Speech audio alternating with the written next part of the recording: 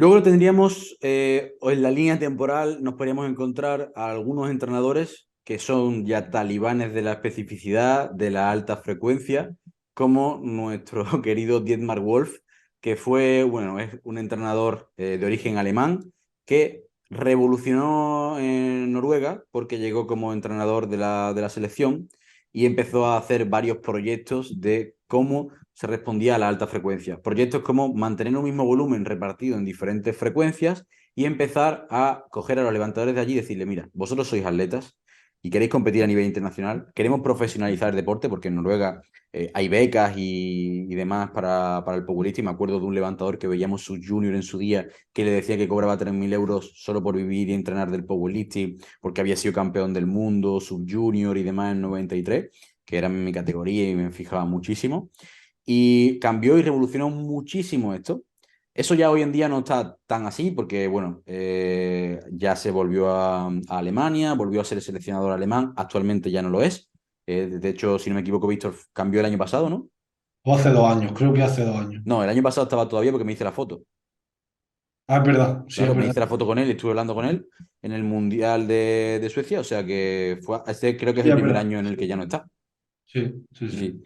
Entonces, ¿por qué se caracterizaba este señor? Pues bueno, venía de halterofilia, cogió el método soviético, cogió el método búlgaro y hizo una especie de mix aplicado al powerlifting y hacía entrenamientos de a lo mejor 4, 5 o incluso 6 sesiones a la semana, no hacía dobles sesiones, pero con todas SBD.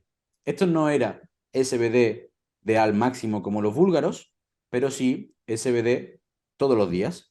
Y podía mezclar, sobre todo, muchas variantes olímpicas, con lo cual estamos hablando de que si tú llegabas a hacer una frecuencia de 6 sesiones a la semana con 6 SBD, pues estás haciendo 6 días a la semana peso muerto, 6 días a la semana press de banca, 6 días a la semana sentadilla.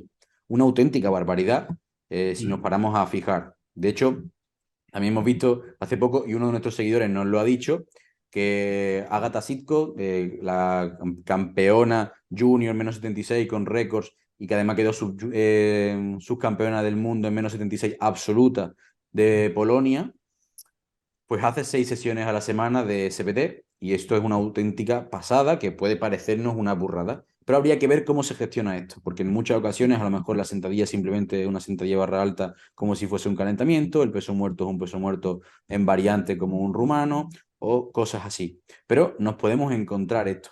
Y esto es importante de entender, porque cuando hablamos de en España frecuencia alta, frecuencia baja, frecuencia media, no somos capaces de pensar fuera de la caja de lo que estamos acostumbrados.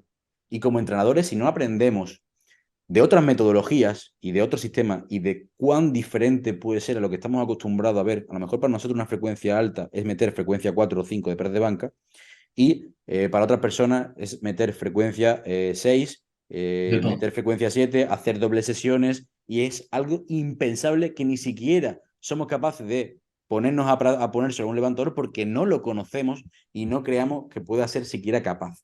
Entonces, aprender de toda esta metodología es fundamental.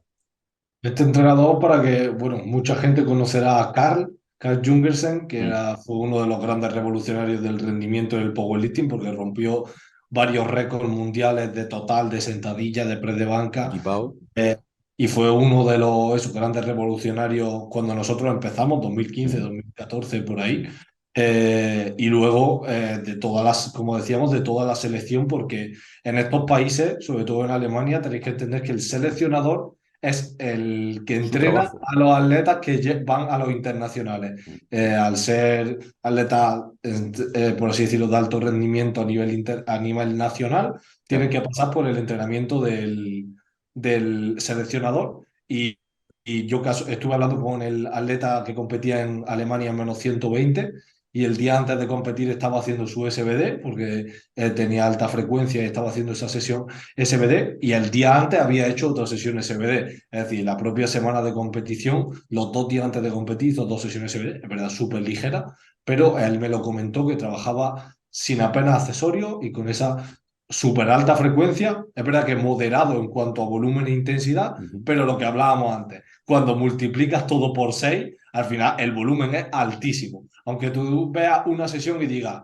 bueno, tampoco es para tanto, cuando haga esa sesión 6 veces a la semana, durante muchas semanas, ya me dices si es para tanto o no es para tanto. Exacto.